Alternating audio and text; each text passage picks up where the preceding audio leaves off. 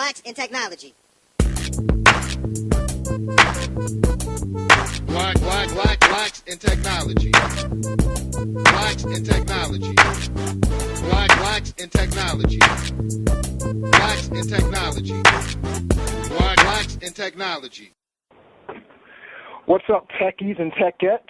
This is September 25th, 2012 at about 10:10 p.m. Eastern Standard Time. Welcome to the 33rd episode of the Blacks in Technology audio podcast.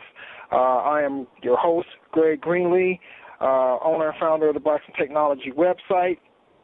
Blacks in Technology, bringing unity to the Black IT community. We focus on creating an online social community for the Black technologists to benefit and thrive in. You can catch us at www.blacksintechnology.net. Also on Twitter, you can follow us at Black in Technology, and that's BLKINTECHNOLOGY. You can also join our LinkedIn group under Blacks in Technology and look for us on Facebook as well. Tonight, our guest is Keith Townsend of virtualizedgeek.com. I want to go ahead and welcome Keith to the show.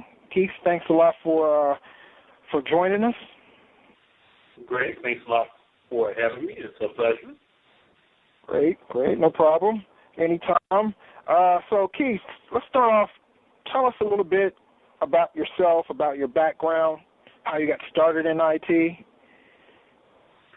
So, as you know, I run the tech blog, virtualizedgeek.com, which specializes in virtualization, cloud computing, and pretty much anything that I feel like writing about. It's great having your own blog. You can go on tangents as I sometimes do. I'm currently a chief architect at Lockheed Martin for a federal agency, one of their programs there. Actually, I cut my teeth in IT a little bit over 15 years ago. I broke in, as many of us in the infrastructure realm do, on the help desk. Moved my way up through the help desk ranks up to, server administration, from server administration to network and network security. Took a couple of management roles, then got involved in some virtualization and cloud computing, and that kind of led me to where I'm at today. Nice. I like the progression there. It's kind of the same progression I took, starting off as help desk and moving into network administration, and now I work at a service provider, data center, and we do it everything from cloud computing to some managed services, managed networks, switches, routers, load balancers, firewalls, the whole gamut. Web Linux and Windows web servers. So, yeah, definitely. Everybody definitely check out the site, virtualizedgeek.com. I've been on it ever since I found out about Keith, and a great resource for learning about some virtualization and getting some info on cloud computing. You got a pretty wide spectrum that you talk about, everything from virtualization to cloud computing, PC and server hardware, networking. Which one of those categories would you say that you like the most? You know what? Every now and again, I'll get the itch for networking and want to do deep dives again. Back in the day, I had a CCNA and on my way to a CCIE. Then I found out that I just didn't have the passion for it. So by far, today my biggest role is probably virtualization. The great thing about having the networking background is that a lot of virtualization relies on understanding the virtualized network. So it's a good background skill set to have. But probably the thing that I enjoy when they let me get a keyboard, I don't get a hold of a keyboard too often anymore in a real environment, but when I do, I like to fiddle around for virtualization. Gotcha. And what's your hypervisor of choice? Are you're mostly VMware, or does that really matter to you? So it really doesn't matter to me a lot. It's more of so in my current role and future roles that I'm looking at taking, it's pretty much what the use case dictates. I actually have a blog post coming on one of CBSI's websites, blogs pretty soon, that's talked about 2013 being the year of the hypervisor. And there's a lot of parity right now in that hypervisor space with Microsoft releasing Windows Server 2012 and VMware and KVM. There's a lot of parity, so it's pretty much whatever the use case is for the particular, whatever the hypervisor fits for the particular use case. Gotcha. Yeah. In our environment, we're kind of moving towards a VMware based platform. We were and we still do have an infrastructure based on Zen Server, and we use Cloud Stack as our management console for it. And now we're going to be moving more into the VMware vCloud Director side of it. So. That's a pretty interesting. Go ahead. I was just about to say that's a pretty interesting choice for cloud providers and service providers. A lot of service providers I found have used Zen Server, KVM, with some type of open source management stack like Cloud Stack in the past. And there's an argument for either way. VMware has a really nice ecosystem. And a lot of customers really understand it. It's easy for them to make that translation from what they have internally to if their cloud provider provides a VMware stack. It's easy for them to make that transition. So it's an interesting choice. Yeah, and that's kind of where the powers that be are looking at it. I would prefer to stick with Zen Server and Cloud Stack. But they see more of a market in having a VMware stack and targeting those mid to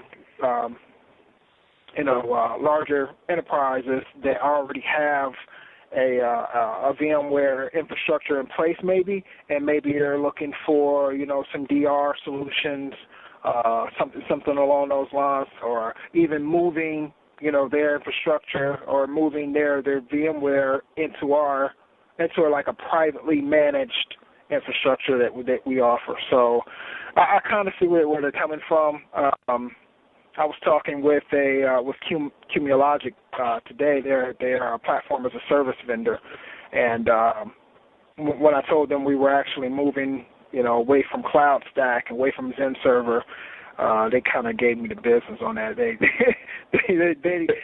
They like Cloud Stack and Zen Server as well, and they find it among developers. I guess developers like Cloud Stack. They say it's easier for developers to spin up a build in Cloud Stack as opposed to VMware. And I don't know why. We didn't get into it. Why it's quicker. But yeah, they were more on Cloud Stack and Zen Server than they were on VMware. So let's talk SDN because okay. I seen your post. I've been reading a little bit about it. I don't know a ton about it, but I know what it's the basics of what SDN is, and I like how you make the reference in your blog article, SDN abstracting the network hardware in the device OS. So in essence, all you define pretty much is how you want the traffic to flow, and SDN makes it happen. So for all those people out there that don't know what SDN is, go ahead and explain what it is and some of the benefits of it. So SDN, software-defined networking, has been a term that's been kicking around for the past couple of years.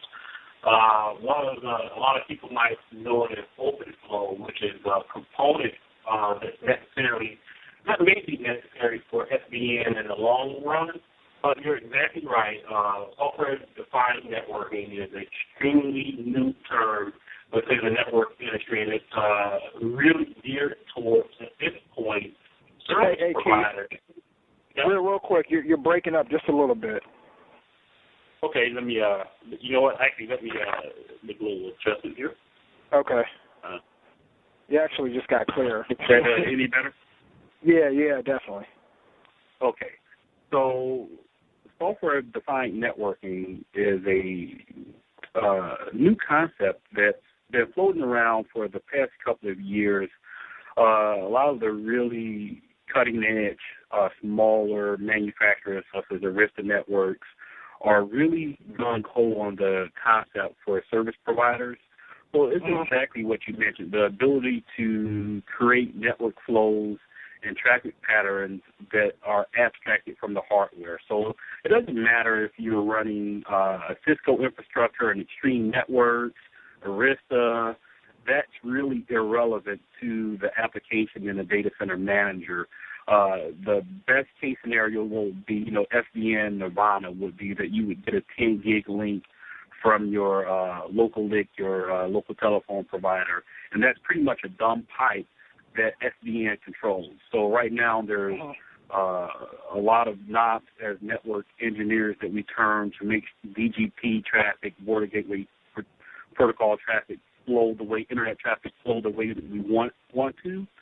Yeah. The promise of SDN takes away that administrative nightmare for us and allows us to, similar to how we no longer have to, as programmers, we no longer have to make calls to the OS to manage memory ourselves. The OS does it. The same thing would be for applications and the network. If I need a VPN, if I need a temporary VPN to a business partner, then the network administrator doesn't have to set up that VPN. The application makes a call to it. That connection is brought up, and then at the end of that communication session, it's torn down.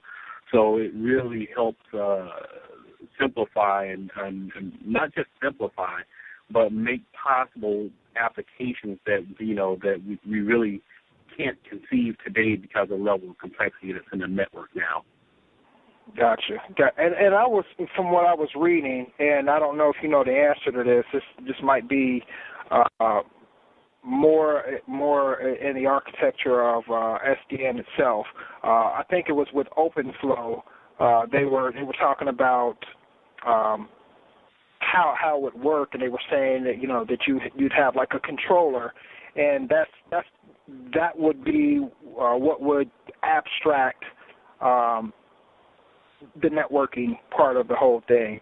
And when I was looking at it, it kind of seemed like the controller was more of a point of failure. And I don't know if you know whether or not how they're how they plan on working around that. Are they going to have like multiple controllers and being able to do some type of replication or some redundancy within those controllers?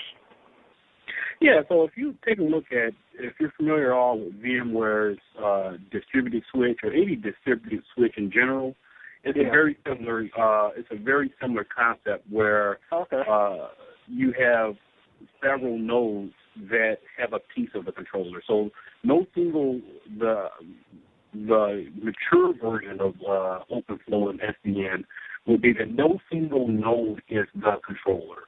So that controller workload is shared across several nodes, which could be physical switches, virtual switches, x86 virtualized equipment, and so the controller itself becomes a system across several nodes. So that would help eliminate that single point of failure. Gotcha. Makes sense. Yeah, that's some pretty cool stuff. What's the other SDN based? Is that VX? So yeah, there's a VXLAN that's protocol that Cisco leads. So there's all kind of different components of SDN. OpenFlow is the kind of common language that that you use to communicate with the hardware. So VXLAN is kind of a extension of VLAN, of the VLAN type line of thought, where you're encapsulating VLANs over other IP traffic. So you can create very flat networks across data centers. So your failure may have an IP.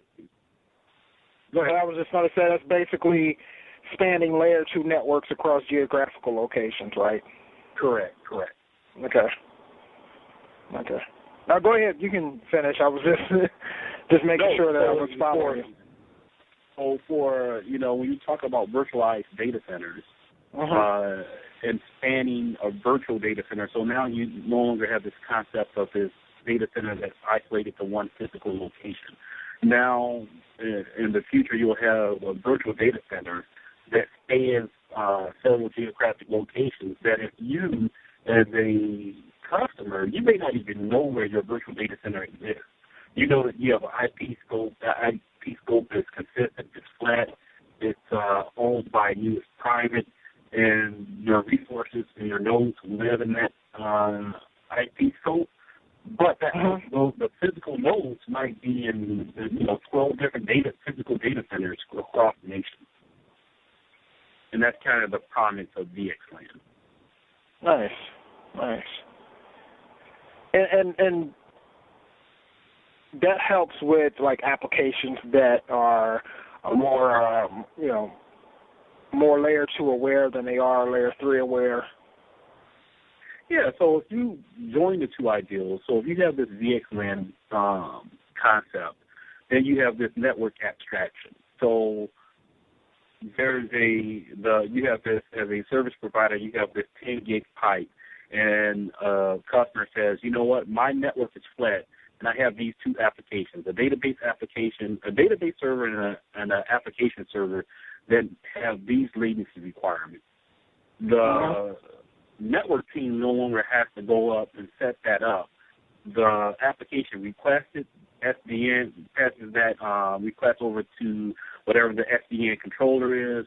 The SDN controller sets up those virtual connections within that 10 gig pipe and delivers a specific quality of service, configures quality of service using OpenFlow, and kind of pulls that whole picture together. That's pretty slick. It's pretty nice. But yeah. Have you seen many companies implementing this, or is this? No, this is all just theory. Actually, I was really surprised. GigaOM, Arista Networks, was working with a couple of pretty big service providers that were actually using OpenFlow to determine flows. So, really big service providers have multiple 10 gig connections to the internet. One of the biggest challenges that these guys have is balancing traffic across those 10 gigabit connections. When you get that big, you're pretty much pairing with other network providers. Exactly. And you're trying to use BGP to control those flows. There's actually service providers that are starting to allow OpenFlow to make those routing decisions for them, which I thought was incredibly advanced and brave of those guys, because I couldn't imagine being a service provider and allowing OpenFlow or some automated solution other than BGP to control my network flows between other data center providers. Yeah, that's pretty. So that's kind of like where it's at now. Gotcha.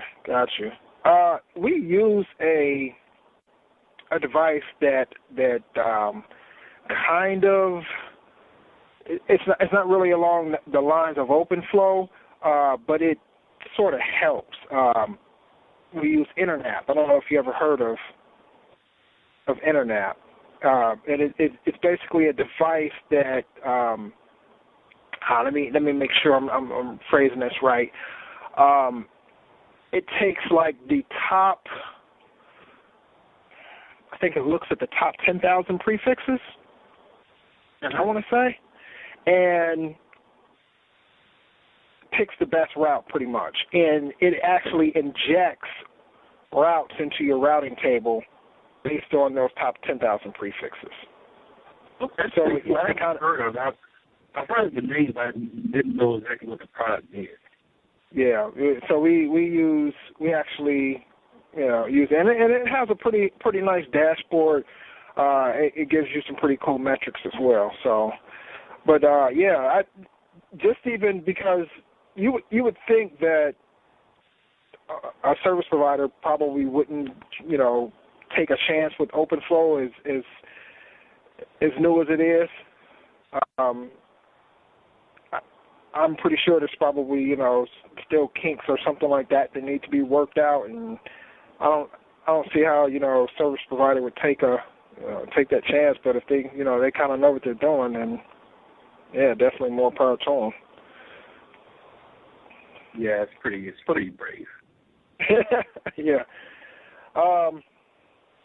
So on your site as well, you were mentioning you were doing some VCP training. Yeah, so I had so I mentioned earlier that I don't get to tinker much anymore.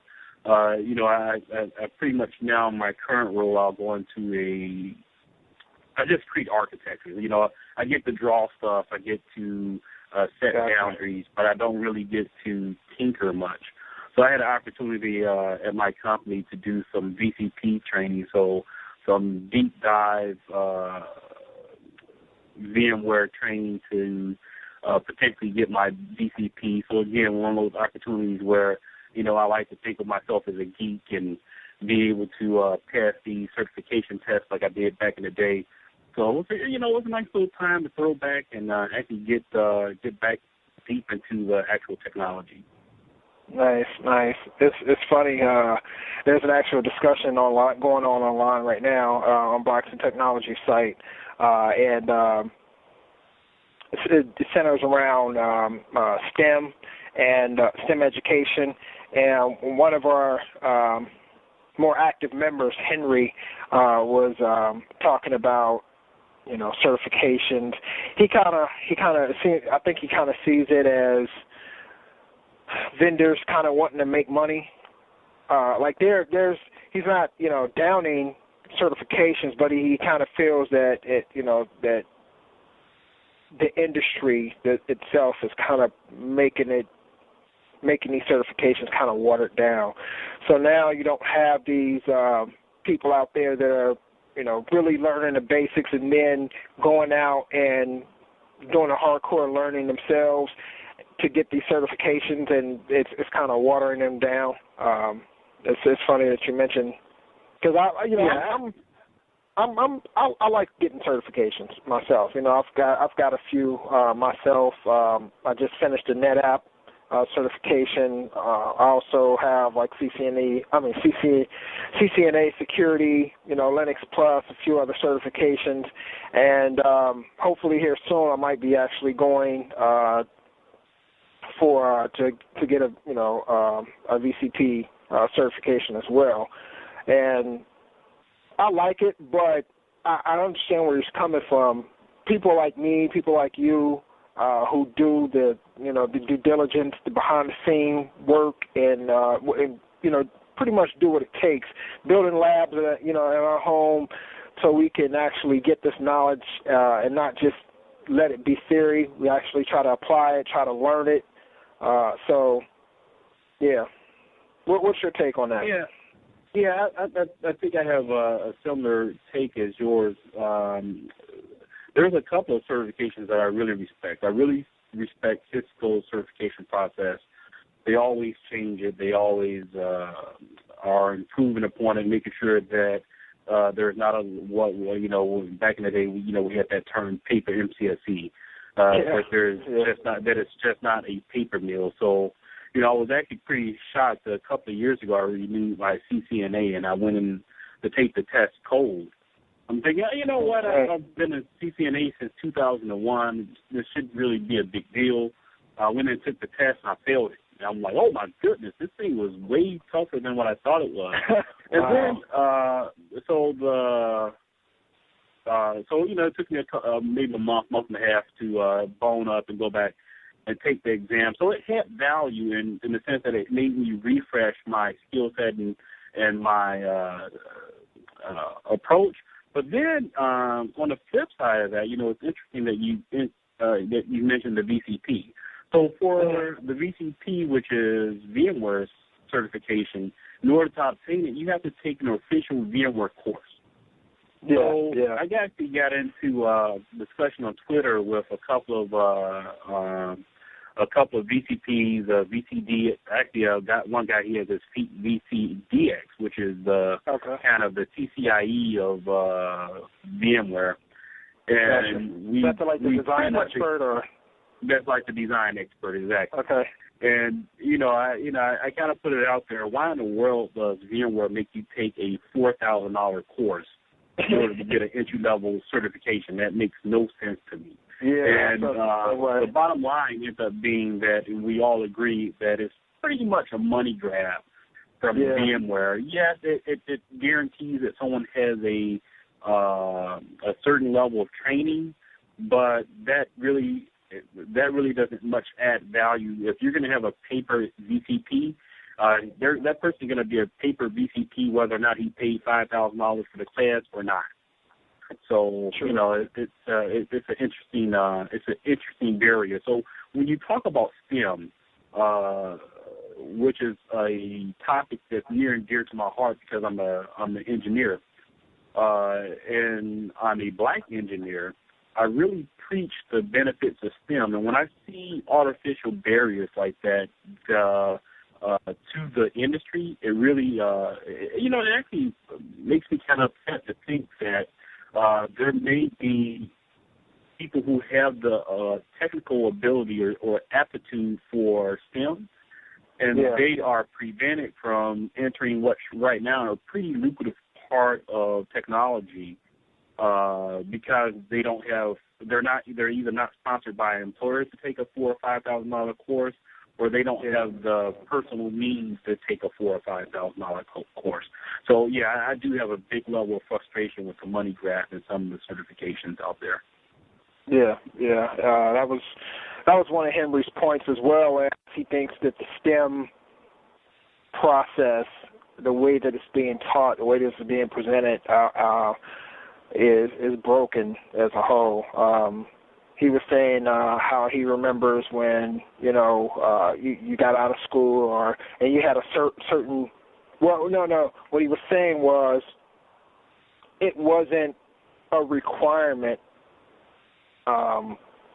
And this is more in regards to the certification than it is just actual stuff. It was more of a requirement, not a requirement to come to a job and know everything, right? Like know everything off the bat. It was more of you have the basics, you have the basic knowledge. We're going to pair you with a senior level person, and they're going to teach you the rest, right? And nowadays, you have these companies out there, and the only thing they want to do is hire somebody with, who has the utmost skills. And he thinks that's broken. He thinks that makes it, I guess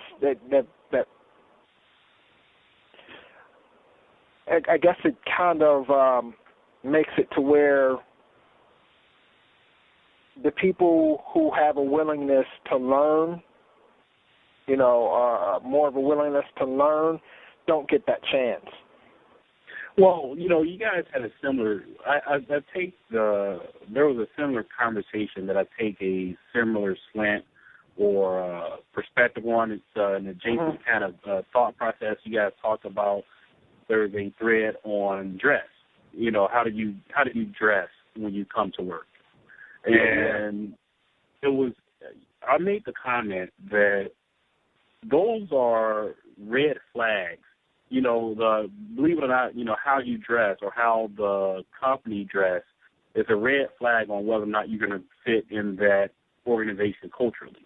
So, if you're extremely comfortable in a shirt, tie, and dress down for you is a sports code on Friday with a polo and slacks, then going into an internet culture where it's jeans and t-shirts, that speaks much more than just about the dress code, but the culture of the company and kind of your culture that probably won't meld.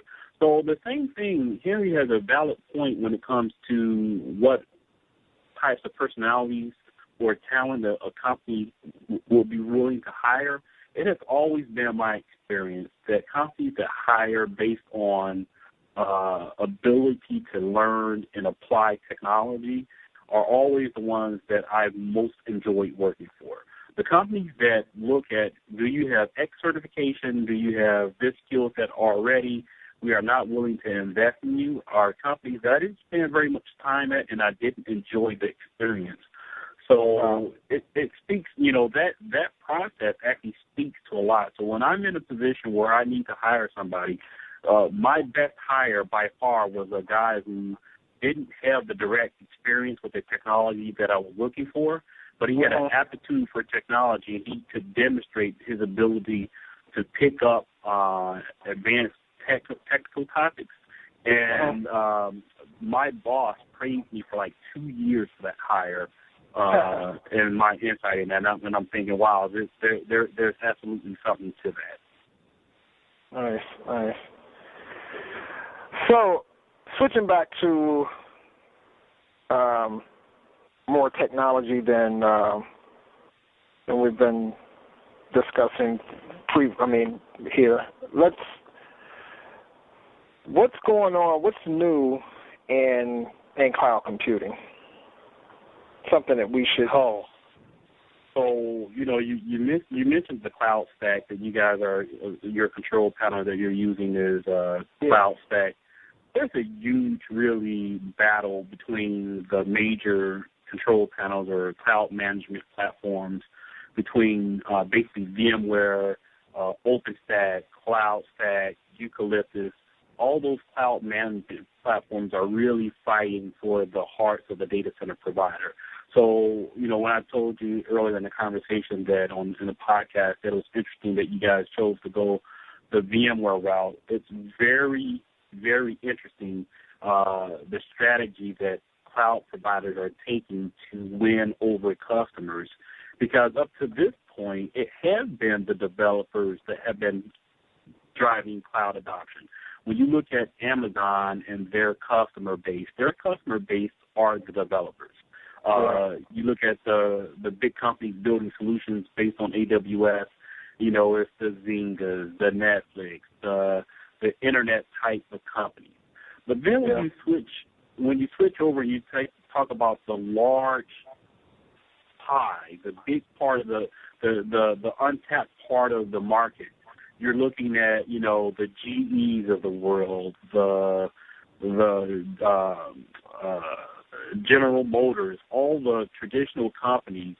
Those companies are not made up of developers. When they talk about migrating workloads to the cloud, it's not the developers that are making those decisions. It's the data center managers. And the data center managers don't talk development talk. They don't talk about APIs connecting to, building data centers based on APIs. They understand VMware, they understand Hyper-V, they understand those components.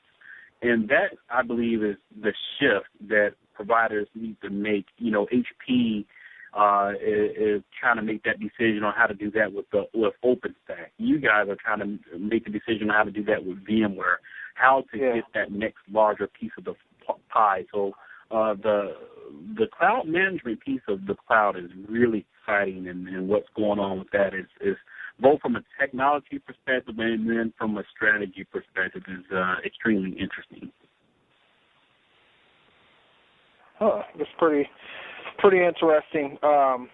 We were actually, when I was talking with Cumulogix today, we were kind of discussing like what market we were actually looking to target, and we're still trying to figure that out.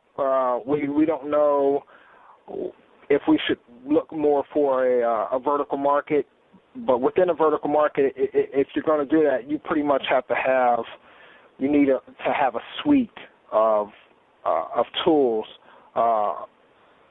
solution, I should say, for a vertical market. So it's somebody like an industry like healthcare. It's not enough just to have platform as a service.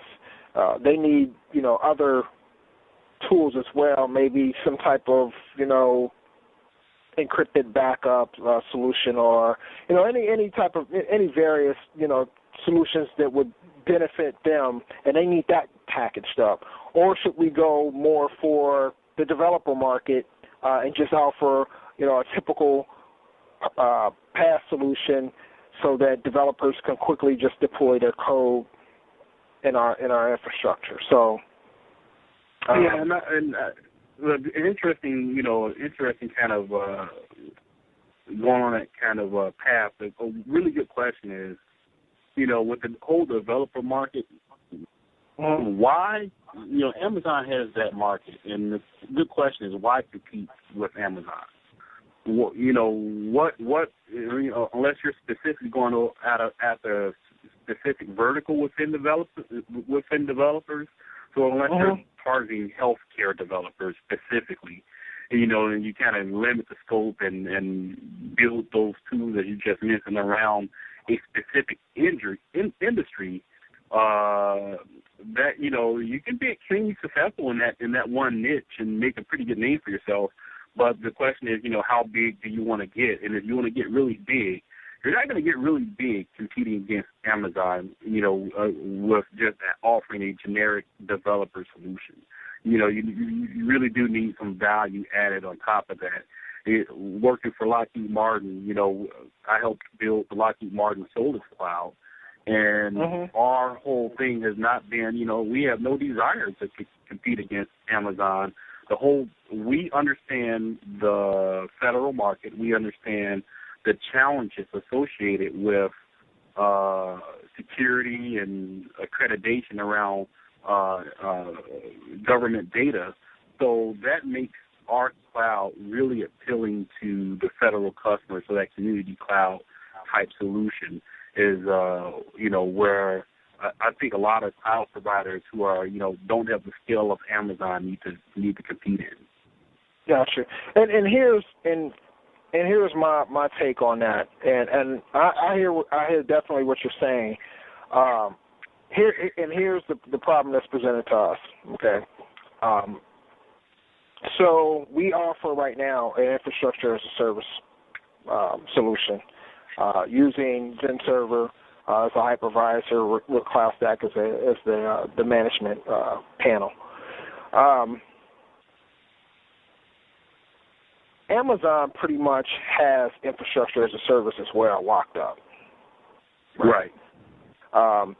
Now we do web hosting as well, right? So we use a control panel for our web hosting called hSphere, and it actually acts sort of as a platform as a service, but without the scalability, right? So if a user, it's pretty much like all the web hosting control panels out there. You say you need a Linux server with PHP, this version of PHP and this version of MySQL. Boom. You just can't. It doesn't adjust to workloads or anything like that because it's not a cloud solution. Our true cloud solution. So where we have a problem with is, okay, so do you go with the $100 or however much they charge for, some type of web hosting or whatever, or do we offer the $500 infrastructure as a service solution? And so we're finding ourselves bringing on clients, and this, our sales guys are out there trying to sell infrastructure as a service, but what they actually end up selling is platform as a service, because when the client gets to us, they get their instance and then they turn right around to us and kind of want us to manage it, and it's like, what do I do with this VM? It's a virtual machine with Linux, so I don't know anything about this. Yeah, exactly. So we're already basically selling it without actually selling it, right? So I guess my thing was we need something that's in the middle. And I'm finding that's where the value is at, where there's actually the recovery.gov is a great example of a solution that's built that's kind of in between. So recovery.gov is I might be wrong, but it's either a SharePoint or SharePoint-like application that actually runs on AWS, so Amazon Web Services, their infrastructure as a service. So the provider who sold the government that solution built the SharePoint infrastructure on Amazon and now resells that to the government and basically leverages Amazon as their virtual data center and sells the recovery.gov to the SQL and SharePoint instance to the government, and the government finds value in that.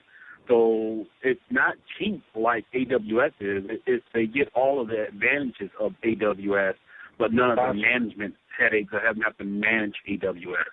So I thought that was an extremely creative way to, kind of partner with Amazon and not compete, but still be a cloud provider within yourself. So kind of a broken type service that really adds value. Yeah, that's interesting. Something definitely to think about. Where we go next? You got a pretty kick-ass workstation recently. Yeah, I've been wanting to upgrade for so long, and I think I'm actually. Now you say that's the workstation is a Dell, right? Yeah, the workstation is a Dell, and it's 8-core, 32. So it's a i7 with what does this thing look like it has? I'm actually on it right now, and it's 4-core with hyper-threading, so it looks like eight virtual cores. It has 32 gig of RAM. I have a 256 gig SSD drive in it, and two terabyte spinning disk in it.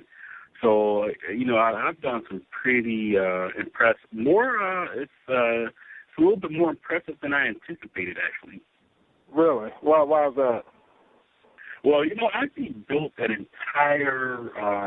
I've built an entire V-Director cloud in it. And you look at the CPU is less than 10% on average utilized. Memory is still at 19 gigabyte used. So I still have 13 gig of free RAM. I haven't been able to max this thing out at all. Nice. I thought I was a pretty hard-hitting virtualization guy. I can get a VDI, a virtual desktop infrastructure inside of it, and the thing just, literally just laughs at me. I'm like, wow, I need to figure out how to break it. Nice. Yeah, I've been wanting to. I've just got my main desktop here is just a dual core with about I don't know if it's 4 or 8 gigs of RAM. I mean, that's just what I use for browsing the web and opening your day-to-day workstation. Yeah, but I also have a what was this? Was it a Lenovo? I think it was a Lenovo that I bought and I gutted.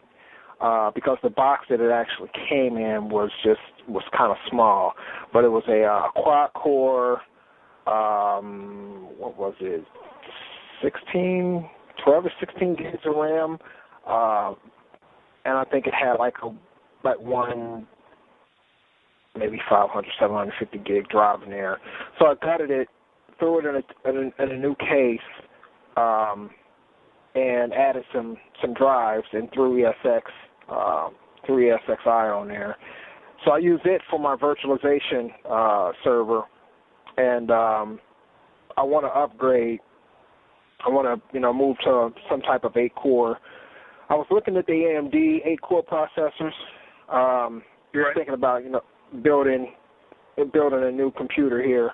I don't know that I don't know nowadays if it's actually going to be cheaper to just buy something that's already built, or I like being able to customize. That's the thing. So I like being able to go out and grab the case that I actually want and add as much RAM as I actually want, and add the drives that I want. Because I want to go with some SSD drives this time, and like I said, maybe an 8-core processor from AMD. So kind of on the fence on what I should do. Yeah, I had the same debate. I actually have a kick butt case right next to my that I used as a Windows home server for backing up my all the PCs here. The thing has 8 drive. It has 8 drive bays. I had an insane like a 400, at least a 450 watt power supply. The case is insane, and I thought about. I had that debate. You know, do I just buy a motherboard, drives, and memory, and call it a day? And my wife reminded me that I have no patience for when things break.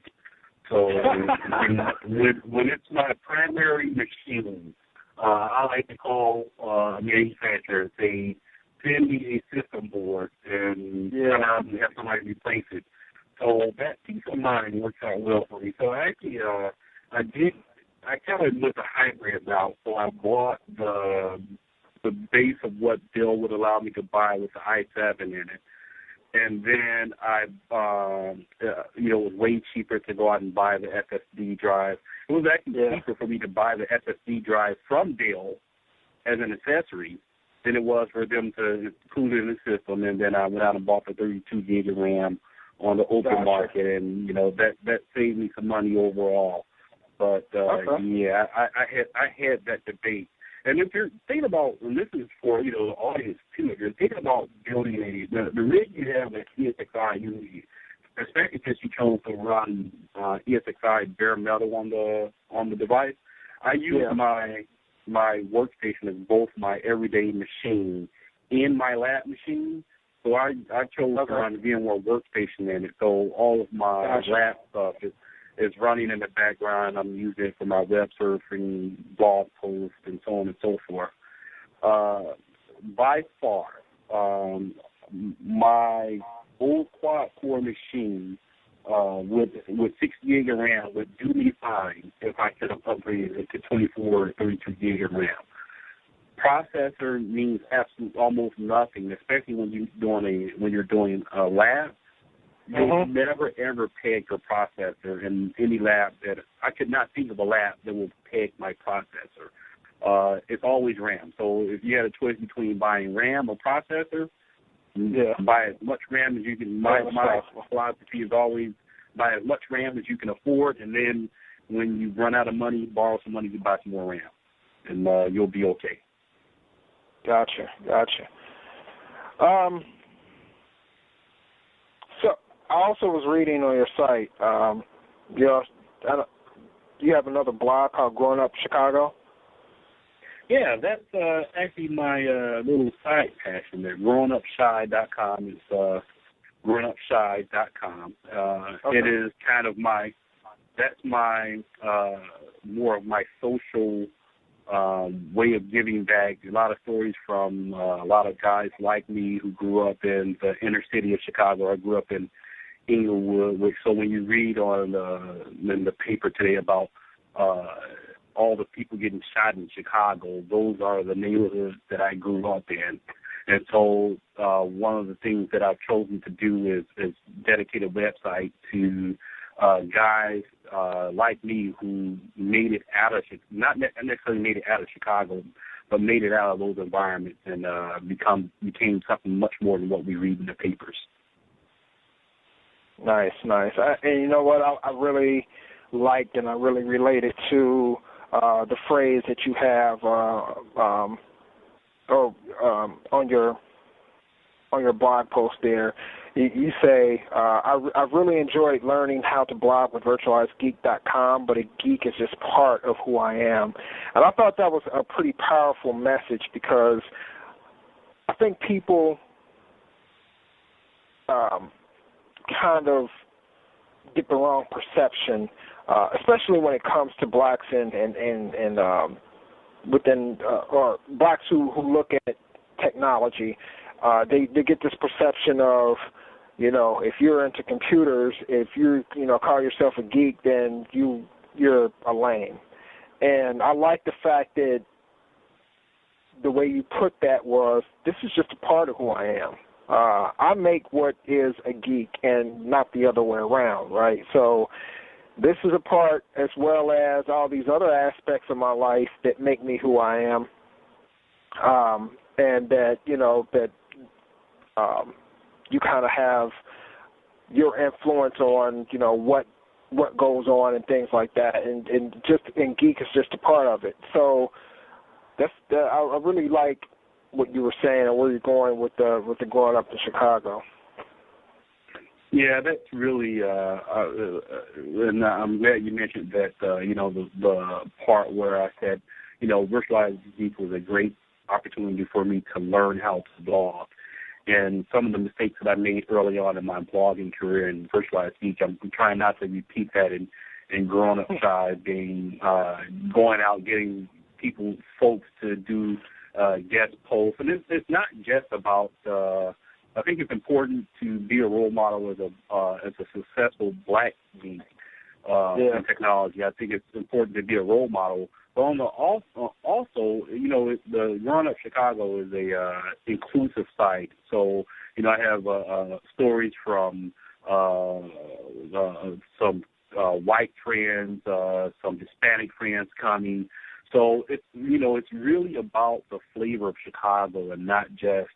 And again, you know, I'm much more than just a geek, and it's not just a face to me, but it's a face to, you know, sometimes we can be desensitized to what we read in the paper, and we can view cities like Chicago, Detroit, Baltimore, and we can look at those cities and forget that these are people that have lives very similar to our own, and they have a face and they have a voice. So hopefully that's what Growing Up Shy will become.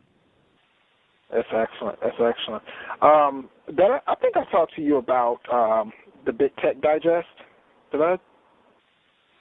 I don't believe so. Okay, so the Big Tech Digest is going to be a technical blog consisting of articles written entirely by black contributors. So it's going to be, you know, similar to what you're doing with Virtualized Geek, you know, covering all different aspects of technology everywhere, anything from, you know, software development to website design to web UI to open source Linux, server administration, security, you know, cloud computing, virtualization, and like I said, it's going to feature all black authors, which is it's really near and dear to my heart to launch something like this, and it's going to be launching pretty soon because, you know, you kind of touched on it a little bit. The visibility of the black tech needs to be out there more, and I always kind of say that in order for us to change the perception, we have to change our conversation. And what I mean by that is there's a perception out there of black technologists, right? Whether it's from other races or other cultures viewing us as not as knowledgeable or not as this or not as that, or, you know, either from inside our own culture. And to me, the only way to change that is to change how we talk about tech. You know, and give the real hardcore technologists out there a platform to speak, to write, to blog, to get their thoughts and everything out there for everybody to see, and you know, and especially for our own sake. If we want the next generation of, you know, black youths or whatever, or black techs entering, if we want them to be serious about technology, if we want them to be able to relate to other technologists, we need to give them something a little bit more. We need to show them that, hey, here are people that are actually doing this, that are actually talking about tech, that are actually living tech, and actually have a passion for it. And that's the type of platform that I'm hoping to bring to the internet pretty soon. Like I said, I think hopefully it'll be up within a couple of weeks. So the reason why I brought that up is because not only kind of fell in line to what we're talking about, but if you ever feel a need that you want to contribute an article, or you ever want to write something and contribute it, let me know, and I definitely post something up, up on the site as well for you. And the good thing about it, real quick, the good thing about it is that the site is pretty much going to give a platform to the black technologists, but it's going to actually, like for instance, when you contribute an article, it'll have your picture up there. It'll have a small bio, any website or anything like that you want to speak about or talk about or put in your bio. So the links back to your site. So it's not it's about giving exposure pretty much to everybody. So I don't want this to be just a Blacks in Technology thing. I want it to spread the word about the black technologists, to everybody. So, they go to a post that you wrote, or and they say, hey, I wonder who wrote this. Okay, Keith Townsend. Oh, he's part of virtualizedgeek.com. Blah blah blah blah blah. Great. Let me check out virtualizedgeek.com. I want to bring that whole exposure piece to it as well. So. Yeah, but I actually have a similar thing in the working. I actually put a post up to the forum. Is that very similar motivation? Actually, Virtualized Geek. I've opened up. I'm going to create a new sub-page within Virtualized Geek called Young Gun. Virtualized Geek has incredibly raised my profile within the tech industry in general. I'm shocked at the level of interest people have had in the blog, and not just the blog, but other opportunities. So beginning October 1st, I expect to have a blog actually running, data center blog running on ZDNet, which is a CBSI publication. That was an opportunity which was an offshoot of somebody from CBSI visiting virtualizedgeek.com. I've gotten at least 3 job offers from Virtualized Geek. I've gotten a raise based off of counter offers that I've gotten from Virtualized Geek. So blogging has raised my own personal profile and increased my professional life a great deal more than what I've put into it. So I really want to encourage folks that have an interest in technology and your name out there. And it doesn't even have to be about virtualization or cloud computing. It can be any topic similar to the approach you're taking, because I really believe that, putting yourself out there and I advise some guys who are coming out of their VCP training, blog about your journey on your VCP training, and you'll be surprised about how many people pay attention and reach out to you just because you're able to display an aptitude for learning and writing and just the exposure that it gives you. So, I'm looking forward to seeing the new section, and I'll be more than happy to contribute to it. Excellent. And real quick, it's funny that you mentioned, blogging as, helping to raise your profile. There was an actual a person on the LinkedIn, the Blacks in Technology LinkedIn group, and they were talking about, finding a job and how to, get their foot in the door and things like that. And I did mention, blogging, or even, responding to blogs that are already out there, posting with, some, your response or whatever, and just saying, just getting your name out there would help. There were a couple of people that didn't agree because they kind of felt that I guess the HR person or whoever they don't look at that, but I was saying, hey, you'd be surprised at what people when people want, say for instance they come across your resume and they say, oh, okay, this person has some of the qualifications, some of the skills that we're looking for. They will definitely go out there and Google you, and they will find out. I got a call from Amazon a few weeks ago that the position was nowhere near what I did, but they were like, we like your post on GigaOM, and you sound like the exact type of candidate that we're looking for, and the position wasn't a match at all, but I was really blown away. I'm like, wow, they, from a comment, to your point, to a comment on a popular blog site like GigaOM, and I linked it back to my Twitter, which links back to my LinkedIn, and it's a round robin thing. Exactly. They find you. I agree with you. Yeah. So that was a nice little thread that was going on in our LinkedIn discussion. Man, it's been a good a good podcast. I want to end this off with a little lightning round of questions here. Okay. So I'm just going to rattle off some questions. You give me your answer. So, DC, Marvel, or other? Oh, DC, by far. All right. Okay. Android, iOS, or Windows? You know what? Right now, iOS, but I'm really leaning towards getting the Lumina 920. Wow, really? Yeah. That's right.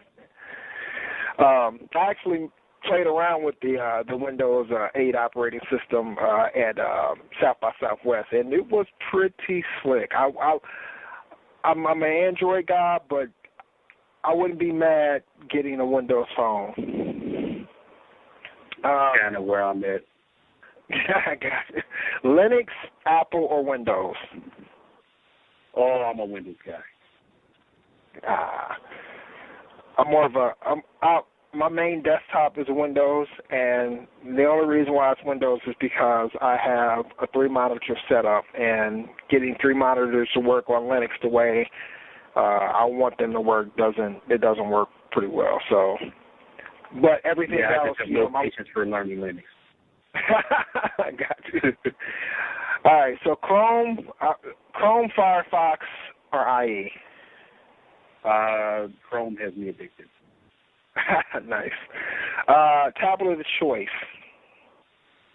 What's your tablet right now?